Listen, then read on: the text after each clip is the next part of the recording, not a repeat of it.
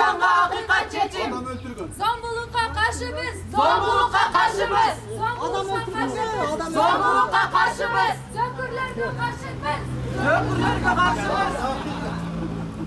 Korğanlığı bu kılmış emes. Korğanlığı bu kılmış emes.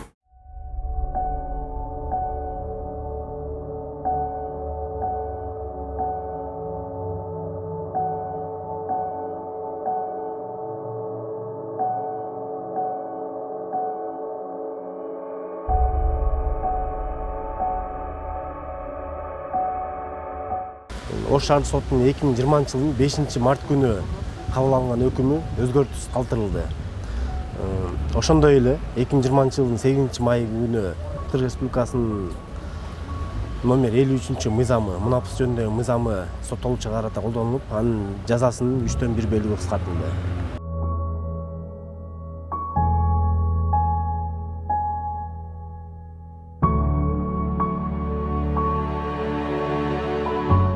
Адилетсиздик не келген бул жерде мен өзүм это мнение анан международный эксперттер фонд Клуни бул деланы мониторить этип айтты да бул жерде самооборона болушу мүмкүн и аффект болушу да мүмкүн. Эмнеге дегенде мындай мен урсам сиз да мени урасың, мени уруп атасың да. Ал жерде уруп пычак менен атынса, мунтса любой этепте самооборона болот, ответ болот. Бул өкүмдө арызданбайм деп атат. Эмнеге дегенде бул жерде азыр өзүңөр да көрдүңөр, басым болуп атат бизге. Мен адвокатмын, мага басым болуп атат.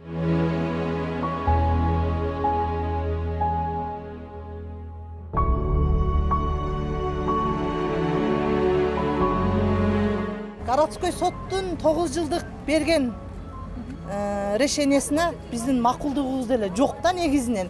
А биз эми мыйзамдын чегинде бул чакырылып аткан сотко келсек, бүгүнкү күндө мындай студент кыздарды жалдап, плакаттар менен чыгарып, биз эненин укугун коргошубуз керек деген нерсе менен болуп атат да. Korğanlığı kılmış emes. Korğanlığı kılmış emes. Korğanlığı kılmış emes.